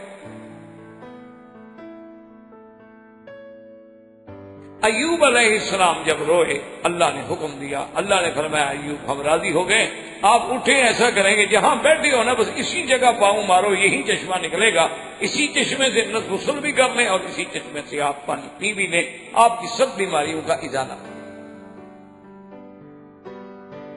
کہا جی بہت ہے۔ اب ایوب علیہ السلام نے جب زمین پہ پاؤں مارا تو فوراً چشمہ زمین سے نکلا، تو آپ نے غسل کیا، غسل کے بعد جناب اسی چشمے سے پانی پیا، اور اللہ تبارک و تعالیٰ نے فرشتے کے ذریعے جنت کا لباس بھیجا، ایوب علیہ السلام لباس پہن کے، اور اس آپ کی شکل مبارک جو پہلی تھی اصلی لوٹ آئی، اور پھر اضافہ جمال بھی ہوا۔ تھوڑی دیر کے بعد جب بیوی آئی تو اس نے دیکھا کہ جھوپڑی خالی ہے، اور ادھر ایک کونے میں بندہ بیٹھا ہے، لیکن یہ کو بڑا آدمی لگتا ہے کہ اللہ نے بات اب پہچان 18 سال جس نے یعنی اس تمام انسان دیکھا ہو بیماریوں کا ایک کمزور سا بنا ہوا ہیکل، اب اس کو پھر وہ اس شکل میں بیوی پہچان نہ سکی، حتیٰ کہ کہنے لگی کہ اللہ کے بندے یہاں میرا ایک شوہر تھا ایوب، اس کو دیکھا ہے آپ نے، کوئی جانور تو نہیں اٹھا کے لے گیا غریب کو؟ تو حضرت ایوب علیہ السلام نے فرمایا بیوی سے کہ کہ اچھا تم نے بھی نہیں پہچانا ہے نا ایوب؟ کیا کہہ رہی ہو؟ میں کہا تم ایوب ہو؟ اب غور سے دیکھا تو ایوب تھے. انہوں نے کہا یہ کیسے ہو گیا؟ اس نے کہا بس اللہ تبارک و تعالیٰ کا امتحان تھا. تو جب اللہ تبارک و تعالیٰ نے اس آزمائش کو ختم فرمایا تو اللہ کے آگے کیا دیا؟ تو اب ایک بات یاد رکھیں کہ یہ سارے واقعات جو میں نے عرض کیے ہیں یہ سارے کتب متقدمہ سے، کتب سابقہ سے، اسرائیلی روایات سے ہیں، جن کے بارے میں ہم یہ نہیں کہہ سکتے کہ وہ 100% سچے ہیں. لا نصدق ولا نکذب، محض معلومات جمع کرنے کے لیے علماء ان کو کتابوں میں لکھ دیتے ہیں کہ لوگوں کو پتہ تو لگ جائے کہ کیا کیا واقعات کیا. لیکن راجح قول یہ ہے، یاد رکھو، کہ یہ کہنا کہ حضرت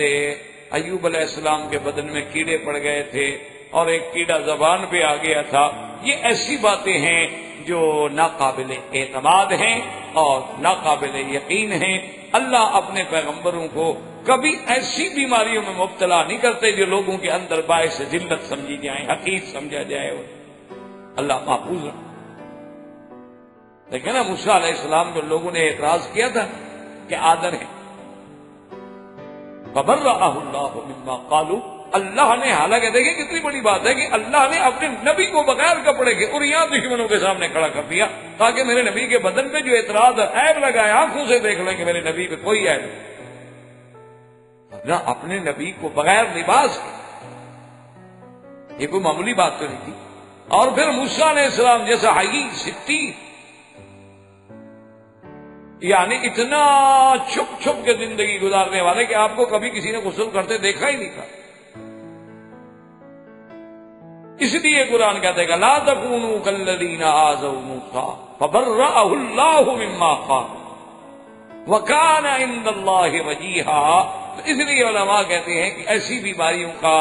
جن بیماریوں سے کھن آتی ہو اور لوگ اس شہر سے باہر پھینک دیں اور آپ کو کوڑے پہ اور کرکٹ پہ، وہاں کوڑے کرکٹ پہ جا کے رہنا پڑے، یہ ساری باتیں کہتے ہیں کہ شان نبوت کے.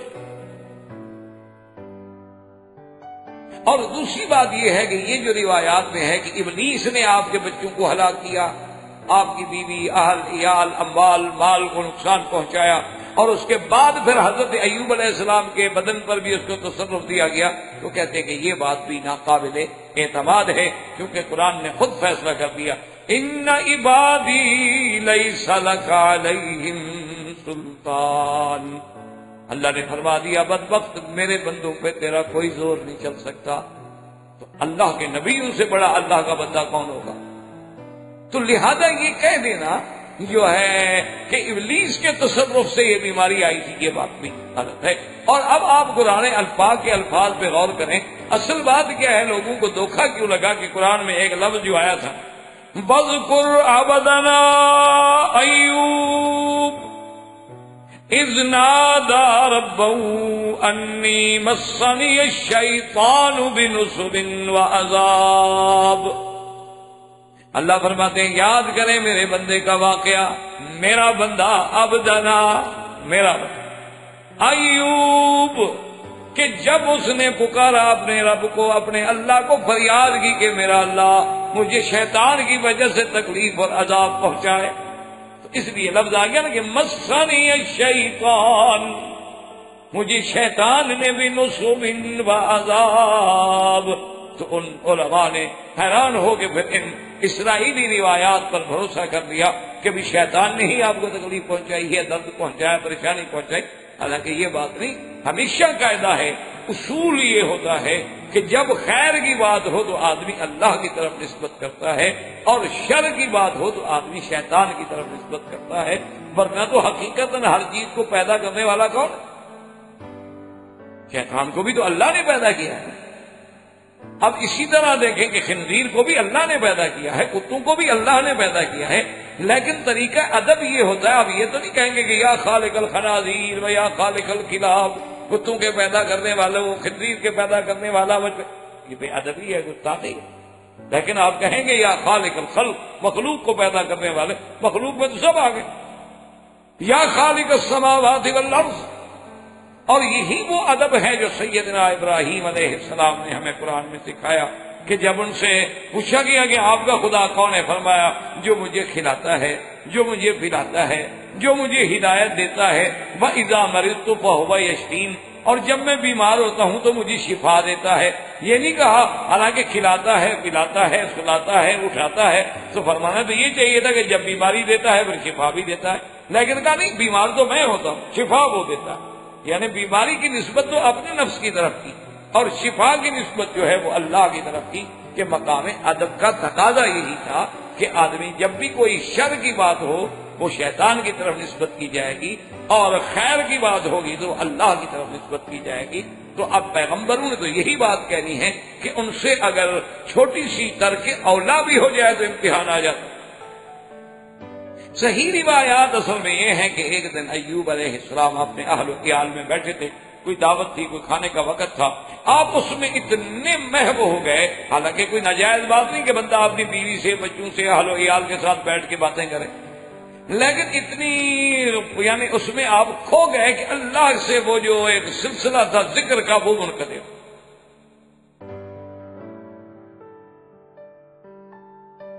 تو اللہ تبارک و تعالی نے فوراً آپ کو امتحان میں ڈال دیا کہ اچھا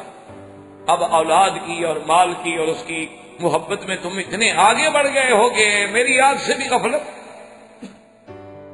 تو سارا امتحان آ گیا۔ اب جب اللہ نے قرآن میں یہ کہا ہے کہ بے نصر، اور اس کے بعد دوسری جگہ قرآن کہتا ہے کہ مسنی الضر رب انی مسنی الضر وانت ارحم الراحمین، کہ یا اللہ مجھے تکلیف جو پہنچی ہے آپ ہی رحم کرنے والے ہیں۔ تو جب اس بیماری کا اللہ نے بھی قرآن میں نام نہیں لیا تو ہمیں کیا ضرورت ہے کہ ہم بلا وجہ تحقیق کر کے ایسی ایسی چیزوں کو اللہ کے نبی کی طرف نسبت کر دیں جو اللہ کے نبی کی شان کے برابر بھی نہ ہوں۔ اس لیے اصول یہ ہے، راجع بات کیا ہے کہ بالکل آدمی یہ عقیدہ رکھے کہ ہاں آپ کو تکلیف پہنچی، آپ کو بہت ہی کوئی شدید تکلیف میں مبتلا ہونا پڑا، آپ کے بیوی، بچے، اہل، عیال، مال، اولاد سب فنا ہو گئے، اور آپ کے جسم مبارک میں بھی کوئی تکلیف کا دور گزرا، لیکن وہ تکلیف کیا تھی؟ جب اللہ پاک نے بیان ہی نہیں کی تو ہم بلا وجہ کیوں ایسا لفظ زبان سے نکالیں کہ نبی کے مقام میں شان میں کوتاہی کا ذریعہ بن جائے۔ اب اللہ تبارک و تعالیٰ فرماتے ہیں کہ جب ہم راضی ہوئے تو پھر علاج کیا کیا؟ اور کو تیرے جلی کا ہاذا مغتسل بارد و شراب، اللہ نے فرمایا کہ میرے ایوب، میرے پیغمبر، آپ جہاں بیٹھے ہیں یہیں اپنے پاؤں کو مارے، اور یہاں سے جو پانی نکلے گا وہی آپ کے غسل کے لیے ہے، وہی علاج ہے۔ اس کا معنی ہے کہ آپ کے جسد مبارک کو تو کوئی بیماری تھی، اور پی لیں تو آپ کے اندر کا بھی وہی علاج ہوگا۔ تو حضرت ایوب علیہ السلام نے جب چشمے پاؤں مارا تو چشمہ نکلا۔ اچھا اب دیکھیں بعض ہمارے جو جاہل لوگ ہیں یا تو جہالت کی وجہ سے، یا پھر یہ ہوتا ہے آج کل ایک بہت بڑی مصیبت ہے کہ ہم اپنے ذہن میں اسلام کا ایک خود تصور بنا لیتے ہیں اور اس کے مطابق پھر ہم قرآن کو اور روایات کو بدلتے ہیں، جس کا اقبال نے بھی رونا رویا تھا کہ خود تو بدلتے نہیں، قرآن کو بدلتے۔ چاہیے تو یہ تھا کہ ہم قرآن کی طرف بدلتے نہیں، بلکہ ہم کہتے نہیں قرآن میں یہ جو بات آئی ہے نا جی، یہ کوئی مولویوں کو سمجھ ہی نہیں آئی جی، قرآن کی تو بڑی بڑی بات ہے جی۔ تو قرآن کے تراجم کو بدل دیتے، معانی کو بدل دیتے، اور اس کے تابع ہونے کے بجائے۔ تو اس لیے بعض لوگوں نے اس کا بھی ترجمہ پتہ ہے کیا کیا؟ وہ کہتے ہیں دیکھو جی یہ جو لوگ ہمیں کہتے ہیں نا کہ رقص نہ کرو اور فقیروں پہ اور بزرگوں کے مزارات پہ دھمال نہ کھیلو، یہ بجر میں نہ آؤ، یہ دیکھو جی ایوب علیہ السلام کو بھی تو حکم ہے نا زمین پہ پاؤں مارو، یہ ناچنا بھی تو پاؤں مارنا ہوتا ہے۔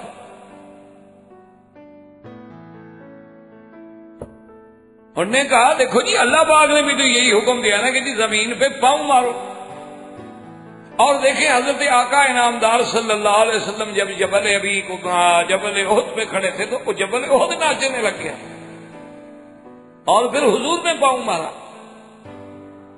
تو ایسی چیزیں اکٹھی کر کے نعوذ باللہ ثم نعوذ باللہ جاہلوں کو اللہ کے قرآن سے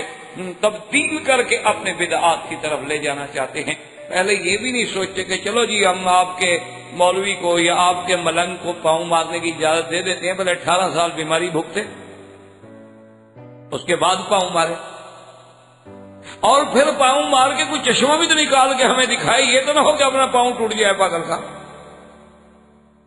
یہ کون سا ہوا کہ وہ دھمال تو نکالے ایوب علیہ السلام کے عمل سے، اور پھر ایوب علیہ السلام کے لیے اللہ نے جو چشمے جاری کیے وہ جاری نہ ہوں؟ اس لیے ہمیشہ اللہ کے قرآن کو بدلا نہ جائے، اللہ پاک کے حکم۔ اور آگے اللہ فرماتے ہیں وَوَهَبْنَا لَهُ أَهْلَهُ وَمِثْلَهُم مَّعَهُمْ رَحْمَةً مِنَّا وَذِكْرَىٰ لِأُولِي الْأَلْبَابِ۔ اللہ نے فرمایا کہ پھر ہم نے آپ کا اہل بھی اور وَمِثْلَهُم مَّعَهُمْ جتنے بچے تھے اتنی ہم نے اور بھی عطا کر دی حضرت ایوب علیہ السلام کو۔ مثلا 4 بیٹے تھے، اللہ نے 4 کے 8 دے۔ اچھا وہ جو بیٹے فوت ہو ان کو بھی زندہ کر دیا، بیوی بچوں کو بھی زندہ کر دیا، ان سے اور بھی اولادیں بڑھا دی، مال بھی بڑھا دیا، اولاد بھی بڑھا دی، ہر چیزیں دے دی۔ فرمایا اپنی میری رحمت ہے، اور یہ ان لوگوں کے لیے سبب ہے، سبق ہے جو عقل رکھتے ہیں۔ شرط یہ ہے کہ اولی الالباب۔ اب جب حضرت ایوب علیہ السلام اپنے اقتدار پہ آ گئے، ہر چیز اللہ نے عطا فرما دی، تو اب آپ نے بیوی سے بلایا کہ میں نے قسم کھائی تھی کہ میں تمہیں ماروں گا، میں نبی ہوں، اپنی زبان سے کیسے پھر سکتا ہوں؟ تو بیوی نے کہا کہ بالکل حاضر، میں نے اگر اتنا عرصہ تکلیف آپ کے لیے برداشت کی ہے تو اب یہ مار بھی برداشت کر، کوئی بات۔ اللہ نے فوراً حکم دیا، فرمایا وَخُذْ بِيَدِكَ ضِغْثًا فَاضْرِب بِّهِ وَلَا تَحْنَثْ إِنَّا وَجَدْنَاهُ صَابِرًا نِعْمَ الْعَبْدُ إِنَّهُ أَوَّابٌ۔ اللہ نے حکم دیا کہ ایوب علیہ السلام بالکل اپنی بیوی کو نہ مار، یہی تو بیوی ہے جس نے اتنی برداشت کی، صبر و تحمل کے ساتھ تمہاری خدمت کی۔ لیکن ہم آپ کی زبان کو بھی سچا کرنا چاہتے ہیں۔ آپ ایسا کریں کہ ایک کھجور کا گوشہ لے لیں جس میں 100 چھڑیاں ہوں، باریک باریک شماریخ، اور ایک دفعہ بیوی کو مار دیں، بس آپ کی قسم بھی پوری ہو جائے، اللہ کے نبی کا قول بھی سچا ہو جائے، اور بیوی کو بھی اتنی اذیت نہ پہنچے کہ 100 کوڑا مارا جائے۔ اس نے بہت بڑی محنت اور مشقت برداشت کی ہے، اور اللہ نے فرمایا کہ میرا بندہ ایوب بھی کیسا بندہ تھا کہ ہر بات میں میری طرف لوٹنے والا، جو ہم نے حکم دیا اس کی تعمیل۔ اس لیے علماء نے لکھا ہے کہ اصل بات یہ تھی کہ یہ جو ہے جس کو آپ ہیلا کہیں، اصل بات تو یہ ہے کہ جب اللہ نے حکم دے دیا بات ہی ختم ہو۔ اس لیے بعض علماء فرماتے ہیں کہ یہ بطور خاص صرف ایوب علیہ السلام کے لیے تھا کہ اللہ نے ان کو اجازت، بس ختم۔ بعض علماء فرماتے ہیں کہ نہیں، اسی سے شرعی ہیلا ہے کہ اللہ کی شریعت کا کوئی قانون نہ ٹوٹتا ہو اور انسان کے چھٹکارے کا راستہ بھی نکلتا ہو، تو پھر اس قسم کے ہیل جو ہیں وہ اختیار کیے جا سکتے ہیں، لیکن شرط یہ ہے کہ کسی شریعت کے حکم کو توڑنے والے۔ تو ایک موٹی بات یاد رکھ لیں کہ اگر کوئی ہیلا قانون شریعت کو توڑنے والا ہے تو وہ حرام، اور قانون شریعت بھی نہ ٹوٹے اور بندے کو راستہ ملتا ہو تو وہ جائے۔ جیسے کہ اللہ تبارک و تعالیٰ نے حضرت ایوب علیہ السلام کو اپنے رحمت کے ساتھ یہ خود ایک تعلیم عطا فرمائی، تو اس طرح آپ نے تعبیر جو تھی کر۔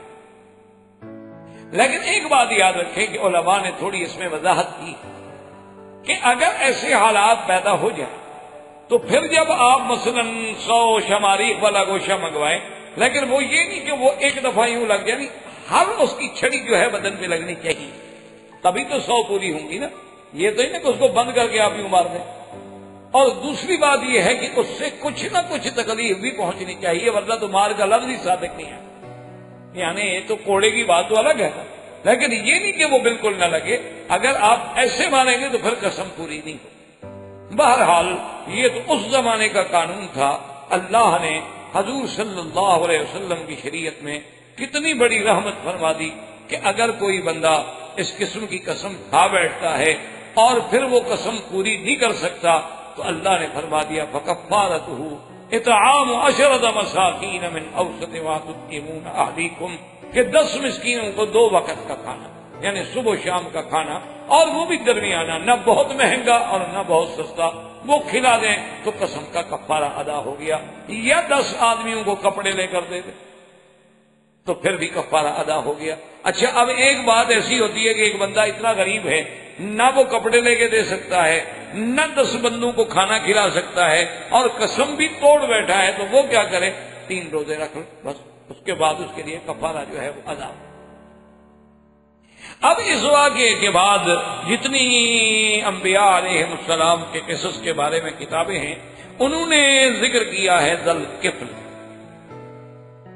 اصل میں اسی ضمن میں اور اسی صورت میں اور اسی یعنی سباق میں اللہ نے خود بھی قرآن میں ذکر فرمایا ہے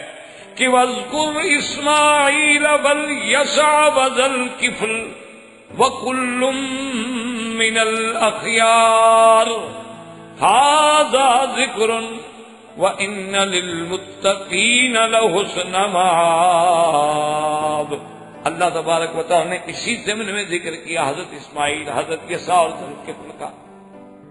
اچھا، اور بعض علماء یہ بھی فرماتے ہیں کہ ذوالکفل جو ہے دراصل یہ بھی اولاد ایوب علیہ السلام، اور ذوالکفل کے بارے میں جو واقعہ آتا ہے اس کے بارے میں بھی بہت بڑا اختلاف ہے کتب میں۔ بعض علماء کہتے ہیں کہ وہ نبی ہے، کیونکہ اللہ نے ان کو زمرہ انبیاء میں ذکر کیا ہے قرآن میں، اور بعض علماء فرماتے ہیں کہ وہ نبی تو نہیں تھے، کان رجلا صالحا، اللہ کے ایک مقبول اور محبوب بندے تھے، صالح بندے تھے، اس وجہ سے اللہ نے ان کا ذکر جو ہے وہ بھی اپنا اس سلسلہ انبیاء علیہ السلام کے ذکر میں فرمایا۔ بہرحال راجح اقوال جو ہیں اس میں وہ یہ ہیں کہ حضرت یسع جو ہیں ان کی نبوت میں، ان کے نبی ہونے میں تو کوئی شک نہیں کہ وہ اللہ کے نبی۔ حضرت یسع علیہ السلام جب بڑھاپا آ گیا، ضعیفی آ گئی، کمزوری آ گئی، تو آپ نے سوچا کہ کوئی ایسا بندہ مل جائے گا جس کو میں اپنا خلیفہ بنا دوں، اپنا نائب بنا دوں، تاکہ میرے بعد اس نظام کو تو چلانا ہے۔ تو آپ نے اعلان کر دیا اور تمام لوگ آپ کے ماننے والے جمع ہوئے۔ آپ نے فرمایا کہ بھئی میں نے خلیفہ اس بندے کو بنانا ہے جو دن میں روزہ رکھتا ہو، رات میں اکثر رات کا حصہ عبادت میں گزارتا ہو، اور جو کبھی غصہ نہ کرتا ہو۔ جس میں یہ 3 چیزیں پائی جائیں گی میں اسی کو بنا دوں گا۔ اب جناب کسی آدمی نے جرأت نہ کی، ایک کمزور آدمی جو تھے، روایات میں آتا ہے کہ جس کی طرف یعنی کسی کی نظر بھی نہیں پڑتی تھی، یعنی کوئی اتنا بڑا آدمی نہیں لگتا تھا، مانا یہ ہے کہ میں نے عام غریب آدمیوں میں سے اور بڑا کمزور آدمی، وہ کھڑا ہو گیا، اس نے کہا کہ حضرت یسع علیہ السلام کو میں۔ آپ نے دیکھا، چپ کر گئے۔ دوسرے دن کی مجلس میں جب آپ نے اعلان کیا پھر بھی وہی آدمی کھڑا ہو گیا۔ تیسرے دن کی مجلس میں جب آپ نے اعلان فرمایا تو پھر بھی وہی آدمی کھڑا ہو گیا۔ تو آپ نے کہا کہ اس کی ذمہ داری آپ نے دے دی، اور اپنا سارا معاملہ جو تھا اس وقت نظام حکومت، نظام اقتدار، اصلاح عمران عباد، اصلاح عباد، یہ عمران بلاد سب آپ کے ذمہ رکھا۔ اب جناب ابلیس نے بڑا زور لگایا کہ کسی طرح ذوالکفل کو اپنے راستے سے ہٹائے، لیکن کوئی داؤ نہ چلا اس کی ذریت کا۔ تو سب نے آگے کہا، انہوں نے کہا کہ جی ہم نے تو بڑا زور لگایا ہے ذوالکفل پہ، کوئی ہمارا جادو نہیں چل سکا۔ ابلیس کہنے لگا خلاص خطر کو نہیں، اس کو چھوڑ دو، اس کو میں خود کنٹرول۔ تو ابلیس نے کیا کیا کہ حضرت ذوالکفل یہ کرتے تھے کہ رات کو ساری رات عبادت میں گزارتے، دن سارا خدمت میں گزارتے اور روزے سے گزارتے، اور صرف نوم جو ہے قیلولہ، یعنی جیسے آپ یوں سمجھیں کہ کھانے کے بعد تھوڑا لیٹ جاتا ہے، تو بس 1-2 گھنٹے کے لیے اسی وقت لیٹتے تھے اور کوئی وقت۔ تو آپ لیٹنے کے لیے آئے تو دروازہ کھٹکا، آپ باہر آئے، دیکھا تو ایک بوڑھا آدمی کھڑا ہے۔ اس نے کہا حضرت میں بڑا مظلوم ہوں، مجھے آپ اجازت نہیں دیں گے اندر آنے کے؟ آؤ، کیا بات؟ انہوں نے کہا جناب میرے ساتھ میرے رشتے دار نے یہ ظلم کیا، یہ ظلم کیا، یہ ظلم کیا، یعنی اتنی فریاد اور اتنی لمبی کہانی اس نے سنائی نا جی کہ وہ جو نیند کا وقت تھا وہ ختم ہو گیا اور عبادت کا وقت آ گیا۔ تو آپ نے کہا اچھا ٹھیک ہے، کل میں جب مجلس میں بیٹھوں تو آ جانا، میں تمہارا مسئلہ حل کروں۔ لیکن سو نہ سکے۔ جب دن میں آپ مجلس میں آئے تو وہ نہیں آیا، دوسرے دن پھر جب سونے کا وقت آیا پھر آ گیا۔ پھر آپ کو جگایا، پھر کہانی سنائی. آپ نے کہا میں نے آپ سے کہا تھا کہ تم آ جاؤ. انہوں نے کہا جی میں کیا کروں، وہ جی میرے رشتے دار ہیں نا جی، اب آپ کے بیٹھنے کا وقت ہوتا ہے میرے پاس آ جاتے ہیں جی، ہم آپ کا ساری حق رسی کرتے ہیں، آپ کو سب دیتے ہیں، اور جب آپ کی مجلس کا ٹائم ختم ہو جائے کہتے ہیں بھاگ جاؤ، جو کچھ کرنا ہے کرو. تو ان دھوکے میں آ گیا، اس لیے میں نہیں آ سکا. کہا اچھا بھی کل آ جائے. وہ کل بھی نہیں آیا. تیسرے دن جب آپ 2 دن متواتر، نہ نیند رات کی ہے نہ دن کی ہے، تیسرے دن جب آپ رات کو آپ اسی وقت میں سونے کے لیے آئے تو آپ نے ملازمین سے کہہ دیا کہ آج تو کوئی آدمی آئے اس کو نہ چھوڑے، چونکہ میں 2 دن سے نہیں سو سکا، آج میں سونا چاہتا ہوں. نے کہا جی ٹھیک ہے. تو آپ جا کے تھوڑا سا لیٹے، ابھی آنکھ لگنے والی تھی تو دیکھا کہ آواز دروازہ کھٹک رہا ہے. ہم نے کہا عجیب بات ہے، ملازمین کو سمجھا کے آئے ہوں یہ کیسے لوگ ہیں. دیکھا کہ دروازہ بند ہے اور اندر سے کھڑا ہوا کھٹکھٹا رہا ہے. آپ نے کہا ہاں ابلیس ہو تو اس نے کہا ہاں میں تو ابلیس ہوں، اس میں کوئی شک نہیں. اب آپ نے پہچان بھی لیا ہے تو میں تو یہ کر رہا تھا کہ آپ کو دیکھوں غصہ کیسے آتا ہے، تاکہ ایک دفعہ آپ کو غصہ آ جائے تو وہ آپ کا جو عہد تھا حضرت عیسیٰ کے ساتھ وہ ٹوٹ گیا ہے. آپ نے فرمایا الحمدللہ اللہ نے مجھے توفیق دی کہ غصہ نہیں آیا تو ابلیس ناکام ہو گیا. تو اس لیے آپ کا لقب پڑ گیا ذل کفل، کہ جس نے جو وعدہ کیا تکفل ابھی ہی اس کو پورا کیا اور قائم رہے اور اس میں کسی قسم کی خطا نہیں فرمائی. تو آپ کا لقب جو تھا ذل کفل آ گیا. اور اسی طرح ایک حدیث میں واقعہ آتا ہے، وہاں بھی لفظ ہے کفل.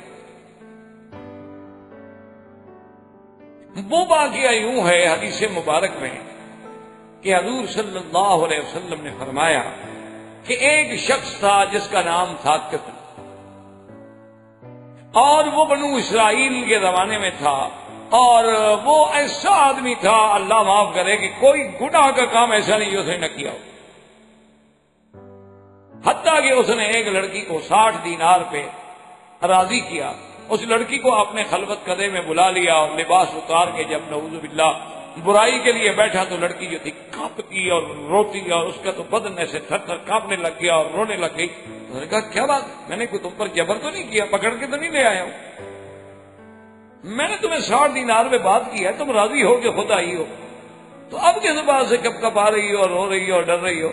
انہوں نے کہا بات یہ ہے کہ فل میں نے کبھی یہ گناہ نہیں کیا، لیکن میرے خاندان کو فاقے تھے، ان کو فاقوں سے بچانے کے لیے میں نے اپنی عزت کا 60 دینار میں سودا کیا ہے، لیکن میرا خدا جانتا ہے میں نے کبھی زندگی میں گناہ نہیں کیا. تو اس گناہ کے خوف سے میں کانپ گئی. فوراً کھڑے ہو گئے، کپڑے پہن لیے، کہا اچھا وہ 60 دینار بھی تمہارا ہے، تم جاؤ،